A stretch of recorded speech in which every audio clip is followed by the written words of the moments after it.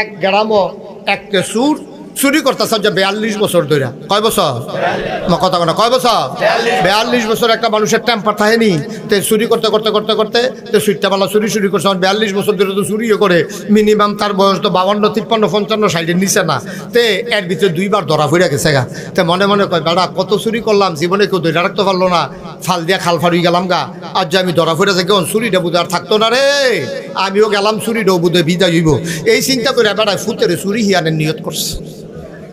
না এই জিনিসটা থাকার দরকার আছে তো সমাজের ভিতরে। এটা ওয়ারি সূত্রে তারি দিয়া যাবো নিয়ত কইরা। তার লাগিয়া সাফিতলা বাজারে গিয়া টাইট কালা হাফ প্যান্ট বানাই আনছে, নিচে দিয়ে লিপস্টিক লাগাই না যেন তারে হাফ প্যান্টও ধরলে এতে যেন চুরি আবার ইয়া পড়তে পারে। এইরকম টাইট হাফ প্যান্ট বানাইয়া তারে চুরি মুড়ি হিয়াইতে আছে। তো তারে লইয়া বাহে ফুতে চুরি, এইরকম টাইট হাফ প্যান্ট বানাইয়া তারে চুরি মুড়ি হিয়াইতে আছে। তো তারে লইয়া বাহে ফুতে চুরি করো, ফুতেরে লইয়া বাফে চুরির যাইব। তো এবার মনটা ডর করতে আছে। তে পয়লার দিন ধরা খাইয়া লাইলে তার মনোবলটা ভাঙ্গা যাইব গা। তার জন্য ধরা না পড়ে একটু দোয়ারও ব্যবস্থা করা দরকার আছে। সাফিতলা বাজারও এই সুরে আইনা সেটা 2 কেজি বাতাসা লইয়া ইমাম সাহেবরা কানে কানে কইছে যে হুজুর একজনের একটা গোপন ইচ্ছা আছে, এবারে দোয়া করাইব বাতাসা আনছে। উদ্দেশ্য কি এটা তো আর কইছে না, এটা তো কোয়ানের মতো না। তো ইমাম সাহেব নামাজের পরে যায় সবাই বইসেন, একবার গোপন ইচ্ছা আছে, মনে একটা গোপন ইচ্ছা, আল্লাহ এই সবাই বইসেন, দোয়া আছে, তাবারুক আছে, বাতাস আনছে। সবাই যখন বইছে হুজুরে দোয়া করতেছে, আল্লাহ একজনের গোপন মনের আশা আছে, তুমি দোয়া ওনার মনের আশা পূরণ করে দাও। হেতে ফিসিরটা কয় হুজুর রাইতরা যেন একটু আন্দার থাকে, দোয়া করেন রাইতরা যেন একটু। তো ইমাম সাহেব মনে করছে তে বুধে কবিরাজি ওষুধ খাইব, আন্দাই রাইতে হইলে আমাবস্যা হইলে বুধে সুবিধা হয়। তো হুজুরে দোয়ার ভিতরে কইছে আল্লাহ রাইতরা কুদুর আন্দাই কইল। ফিসি দিয়াতে কয় ফোটা মেয়া গোজন থাকে। তো হুজুরে আবার কইছে আল্লাহ কয় ফোটা মেয়া গদি, ওই লেলিরা বাতাসটাও দিত তো কইয়েন আল্লাহ, এই বাতাস লেলিরা বাতাস কয় ফোটা মেঘ আন্দাই, এই দোয়া টোয়া করছে। তে তাই চুরি করতো যাইতে আছে, শুক্রবারে দোয়া টোয়া হয়েছে, মনে একটা সাহস পাইছে। শনি রবিবারের দিকে চুরির যাওয়ানোর কথা। তো তে বাফের জিগাইতেছে আব্বা এই চুরির ভিতরে কি আমি পয়লার দিনে ঘর ঢুকালাম? আও না, পয়লার দিন ঘর ঢুকালাই। তুমি এটা কি শয়তানি মনে করছো? এটা একটা শিল্প না, এটা এটা একটা সিহন কাপ না। এটা তুমি পয়লার দিন ঘর ঢুকালাইবা। তুমি প্রথম দিন গাড়াত থাকবা, আমি ঘর যাইম, তুমি খালি সাইডো ফাইল চাইবা। আর যদি দেহ কেউ আইয়ে তুমি অন্য ফাইল চাইয়া কইবা আইয়ে দে, এইটাই তোমার কাম, আর কোনো কাম নেই।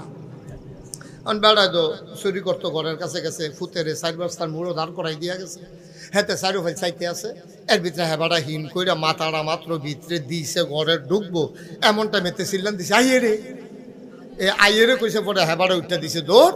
দুজনে গিয়া সেরা এই সাফিতলার পশ্চিম দিয়া কিতা না গ্রামটা ফুসকুনির পারে এই রাস্তার মুড়ো গিয়া বাহেও গেছে, এগুল দিয়া ফুতে গেছে, এগুল দিয়া গিয়া সেটা ফুতেরে জিগেছে ফুত খেড়াইয়ে। ছেলে চোখের পানি ছেড়ে দিয়া কয় আব্বা আপনি যে আমারে দাঁড় করাই দিয়া গেছেন, আমি ডাইনে চাই বামে চাই সামনে চাই পিছনে চাই, দেখি কেউ আসে না। আপনি তো ঢুকতে আসেন, আমি আন্দাজ করছি কেউ আইয়া না, সবাই ঘুমায়। হঠাৎ করে আকাশের দিকে আমার নজর গেল। আকাশের দিকে নজর যাওয়ার পরে আমার মনে হইল ডাইনে বামে সামনে পেছনে কেউ আসে না, কিন্তু আকাশ থেকে কে যেন আমি আর আপনার দিকে তাকাই রইছে।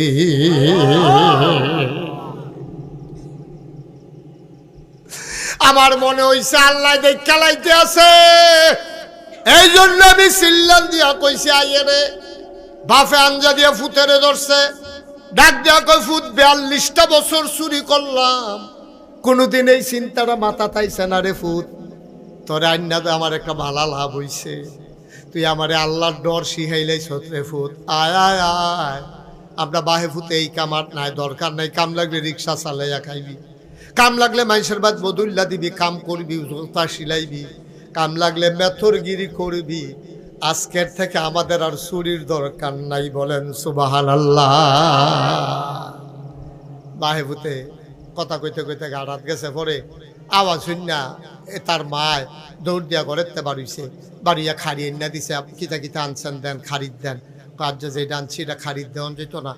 কই এটা কই এখন এই জায়গাটা রাখছি এবিডি মনে করছে হয়তো কানের জিনিস বোধহয় দৌড় তুইছে লইয়া এটা বোধহয় ফকেটও লইয়া রাখছে কয় দেন না দেন ভালোই হয়েছে কানের জিনিস চালিয়েছে আগেরটি আরে না এটা ভিতরে কয় কিতা এটা কয় এটার নাম হইল আল্লাহর ভয় সুবহানাল্লাহ কই দেন না তোমার ফুতের লইয়া একটা উপকার হইছে আমার কলজার ভিতরে তে ডট ডুহাই দিছে আমি আল্লাহরে চিন্না লাইছি আমিও না আমার ফুতেও না আজকে থেকে আমাদের চুরি বন্ধ এই জন্য আমি বলি পুলিশের পাহারায় বাংলাদেশ সুন্দর হবে না চৌকিদারের পাহারায় বাংলাদেশ সুন্দর হবে না নাইট গার্ডের পাহারায় বাংলাদেশ সুন্দর হবে না বাংলাদেশের 18 কোটি মানুষ কলিজার ভিতরে যদি আল্লাহর ভয় থাকে তাইলে বাংলাদেশ সুন্দর হবে নাইলে ফিস সাবন যাব লাট সাবন যাব ইমাম সাবন যাব বাংলাদেশ সুন্দর বানানো যাবে না ঠিক কিনা বাংলাদেশকে সুন্দর বানাইতে হলে আমাদের সবার ভিতরে আল্লাহর ভয় থাকতে হবে আল্লাহর ভয় নাই বলেই একবার ক্ষমতা পাওয়ার পরে 17 বছর জোর করে আঁকড়ে থেকেছে তাদেরকে নামানো যায় নাই ঠিক কিনা বলো কারণ হলো কলজাত আল্লাহর ডর নাই তো যে আল্লাহ জিগাইলে আমি কি জবাব দেব এই চিন্তা তোর মাথা তাইয়া না এর লেগে যেমনে মন্দির এমনি আগের রাত পরের রাত দিন যেমনে পড়ছে আমি তুমি মিল্লা জিল্লা এরকম একটা কারবার করাইছে আল্লাহর ভয় নাই বলেই রাস্তার গম আসছে টাকা আসছে বড় বড় প্লট আসছে ভাই একজন মন্ত্রীর বেতন কত একজন এমপির বেতন কত হাজার হাজার কোটি টাকা আমার দেশ থেকে পাচার হয়ে গেছে বাংলাদেশের মন্ত্রী এমপি শিল্পপতি টাকাওয়ালা ওদের সেকেন্ড রুম হয়ে গেছে মালয়েশিয়ায় নাইলে কানাডার বেগম পাড়ায় ঠিক কিনা তো এই টাকা তাদের হালাল টাকা না এই টাকা তাদের কামাইর টাকা না এই টাকা আপনার টাকা এই টাকা আমাদের টাকা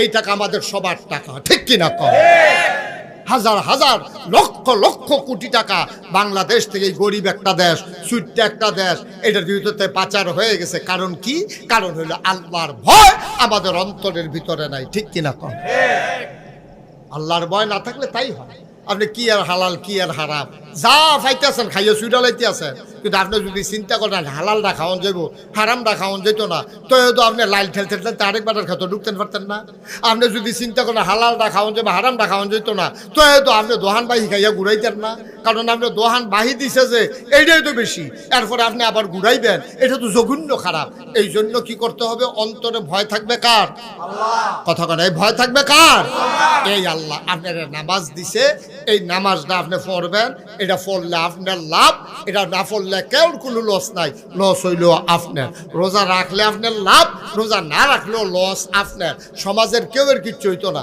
আপনি করে এই সাফিতলা হগলে মিটিং কইরা সমিতি কইরা আপনি যদি নামাজ ছাইড়া দেন মনে করেন না কালকে সূর্যটা ফুবিদে কত দেরিতে উঠবো সূর্যের টাইমে সূর্য উঠবো সূর্যের টাইমে সূর্য ডুববো লস হইব আমরা ধরা খায় আমরা ঠিক কিনা তাহলে অন্তরে ভয় থাকবে কার তাহলে আল্লাহর ভয় নিয়ে আমরা প্রতিটা কাম করা এটা হলো আল্লাহর হক আমার ধারণা আল্লাহর হকের জন্য বাংলাদেশের মানুষ বেশি আটকাইতো না কারণ আপনি মনে করেন এক ওয়াক্ত নামাজ ছাড়ছেন না ছাইড়া দিছেন শয়তানের ফেরো ফইরা শয়তানে বুদ্ধি টুদ্ধি দিয়া শয়তান তো আবার দুই জাতের আছে মিনাল জিন্নাতে ওয়ান নাস জিন শয়তান মানুষ শয়তান আপনারা ফার্ম ফোর্টি দিয়া নামাজের টাইম হইছে পরে আপনি আইতেন লুইতেন মসজিদ কয় যে ও একরামরা বাড়ির ফরসিন দিয়া নতুন মসজিদ রয়েছে আমরা যদি মিল্লা জিল্লা করছিল এসার নামাজটা পড়াই আপনি আইতেন লইছেন পরে আরেকবার ডাক দিয়া কয় ভাই চাটা খাইয়া যাবেন আপনি কইছেন নামাজটা পড়াইতে আসি হ্যাঁ তো কই চাটা বানাই নিস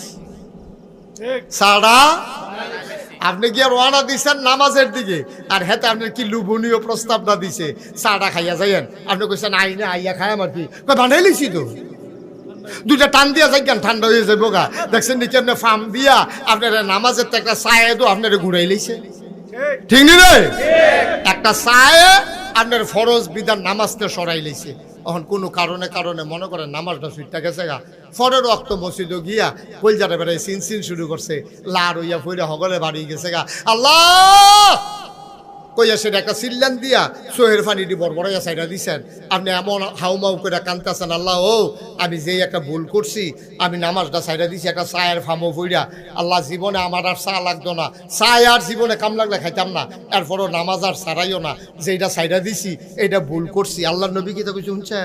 আল্লাহর নবীও কয় কেউ যদি পাহাড় পরিমাণ গোনা করে, কি পরিমাণ কতক্ষণ কি পরিমাণ হবাগলো কত না কি পরিমাণ, তারা পাহাড় পরিমাণ কয় না, কয় আমরা এগুলো পাহাড় নাই, কয় আমি দেখতাম।